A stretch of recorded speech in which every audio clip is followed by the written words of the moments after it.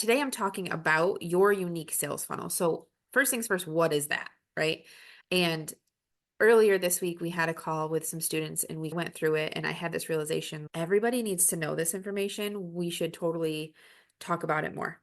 So, your unique sales funnel, every business has one. So, every single business in the world has a sales funnel where they funnel clients down and then they become clients. So, it's super important to know each step of your funnel, where to identify where your clients are coming from. And because when you can identify and when it's super clear for you, you're going to be able to do quite a few different things. So number one, if it's broken ever, if you are stuck, right? Maybe you are doing all the things, but you're like, what is going on? I can't get a client. I'm stuck. When you have a super clear path that you know this is the funnel that my clients are on, we can identify where the issue is. So that's really important so that you can identify issues. Number two, when you're at a point where you're like, okay, I have a bunch of clients, I want to turn my funnel off, and maybe you don't want to do as much marketing, or maybe you want to slow down and just do some maintenance marketing, you'll be able to do that. But then when it's time to actually get a couple more clients, you know exactly what to do to turn it back on so that you can get that funnel flowing again. So, super important to really have clarity on exactly what your funnel looks like. So, I wanted you guys to come prepared to create your own funnel, not really create it, but map it out. So with a pen, okay, this is the top of my funnel and this is what I do. This is what I'm comfortable with. Just because when you're super clear on this funnel, like I said, the world opens up to you, right? So you can get clients whenever you want, really. If you have a working funnel, you're going to be able to identify exactly what to do to get clients. So I made a little graphic. Let me show you. So your unique sales funnel, there's 5 main parts to this. And as you can see, it's shaped like a funnel for a reason. So if you think about it that way, at the top, it's where all of the people are, right? So the whole world, right? Because you're really, until you focus in on one type of business to be marketing to, or one type of person, one niche, you're really marketing to the whole world. So that top of the funnel is big. And then as you go down into your funnel, it gets smaller. And then at the end, they turn into a client. So the top of the funnel is awareness, right? What do you do and how do you target the audience so that they notice you? Because that's going to be the broadest step, right? That is the biggest, that's where you're going to come in contact with the most people. So, awareness. What do you do? What are you comfortable with? So, a lot of people, this means social media. So, social media is a huge one. They start posting on social media, just bringing awareness to their brand. You can use ads. So, once you are comfortable, and I like to say, once you're profitable, start some ads, right? Get yourself out there with ads. SEO is another one. So SEO is search engine optimization, and that's when people Google you. So if they Google bookkeepers, I'm in Buffalo, New York. So if they Google bookkeepers in Buffalo, New York, are you going to pop up as number one? That's SEO. That's when you optimize the search engine. SEO is another one. Another one that you might be comfortable with is in-person networking events. So think of it as, how are you getting in front of people? You need to get in front of as many people as possible in this first step. So how are you comfortable with doing that? And just jot down, okay, how am I comfortable with doing that? And think about the top of your funnel, because I want you to create and really have clarity on your unique funnel, because again, it is different for everybody. So once you think about awareness, right? Once you think about the top of that funnel, you are getting in front of hundreds, let's just say 100 people, right? We'll just use like an arbitrary number here. Once you're in front of 100 people, all 100 of those people are not going to be your ideal clients, right? So we're going to try to funnel them down. So what's the next step? Interest. We're going to gauge interest, and we're going to do things that will capture your ideal client's interest. So this is where, and we've talked about this before, lead magnets come in. So a lead magnet is usually a freebie that you are posting about or you're offering that addresses a specific pain point of your ideal offer for free. And in exchange, you get their email. So there's been exchange going on. They're becoming a little bit more of a warmer lead. They're going down into that funnel, right? So lead magnets are a great way to capture their interest. Educational content. So if you post on social media, and just for an example, if you're using social media, if you're posting like infographics where it's giving value and teaching, that's another place that you're going to capture your ideal client's interests.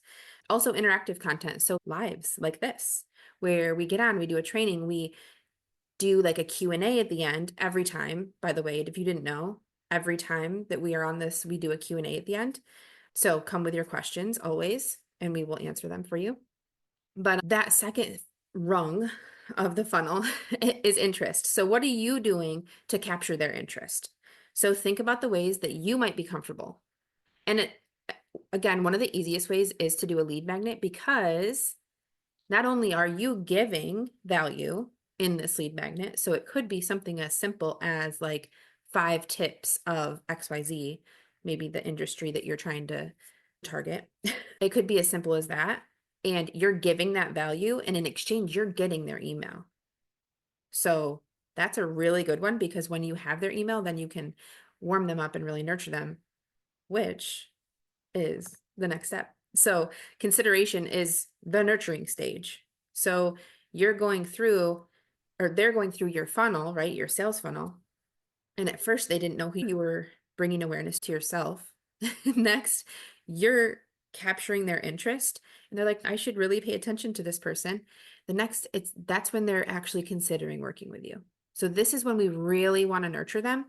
And things you can do to nurture: webinars. So giving value, email sequences, personalized content. So addressing those specific challenges and problems that come up with their niche. This stage is, again, like social media. You can do that with social media. You can do that through email. There's a lot of different things you can do. So think about what you are comfortable with in your business and think about how you could nurture them. After nurturing is the best part, right? Because after they've been super nurtured and they're like, okay, yes, this person's great. They've come with all of this valuable information. I know that they're an expert because they've shown me all of these things, right? Conversion, which is sales and conversion. So this is where you might feel a little bit of maybe some tension.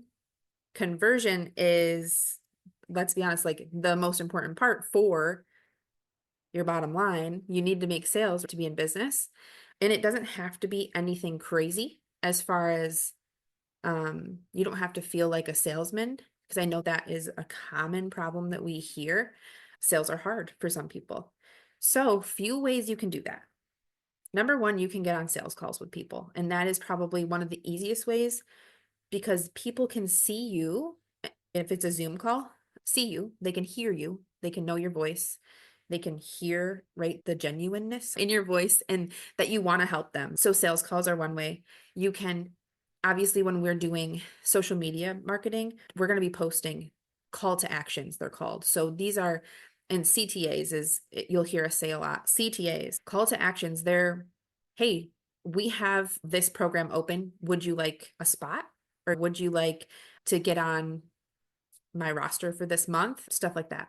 You really want to make sure that this is a simple process for them so that they can take action and not make it overly complicated. But again, what are you comfortable with? So this is your unique sales funnel for your business. So what are you comfortable with as far as sales goes? Think about that. Think about how you feel best about converting them into clients. And then once they're clients, the last piece of the funnel is retention. So what are you doing in the background or once they're clients to keep them happy? Obviously, we want to serve. That is the whole point of being in the business, right? Is to serve our clients and provide the best experience for them, provide excellent service. That's the best way to keep them for client retention. Make sure you have great communication. Um, keep in mind, one of the best ways to get more business is referrals. When you have great client retention, or when you have great customer experience, really, you're gonna build or turn the customers into advocates for your brand. Like they're gonna start referring their friends and their business owner friends to you if they feel that your service is great. So keep that in mind. And this should be, all of these kind of are obviously in a funnel. All of these are connected, but really keep in mind that keeping your customers happy is very important to this whole process. Even if you might not think marketing is connected to customer happiness and customer satisfaction, keep in mind it does all connect because if you think about it, a satisfied customer is going to give you a great review and you can use that in your marketing. So it does all connect and goes in more of a circle than a funnel. When we decided to do this topic this week, because even if you are just starting out, it's super helpful to just see, okay, this is what I have to do and this is what I have to build. And it doesn't have to be overwhelming, but I think breaking it down makes it just a little bit more to digest because when you start a business, it's I have to do all the things, but when you can see it and see the point of doing all of it, it makes it a little bit easier. All right. Well, I Well, we'll guess see that's you all. guys next week. Bye, guys.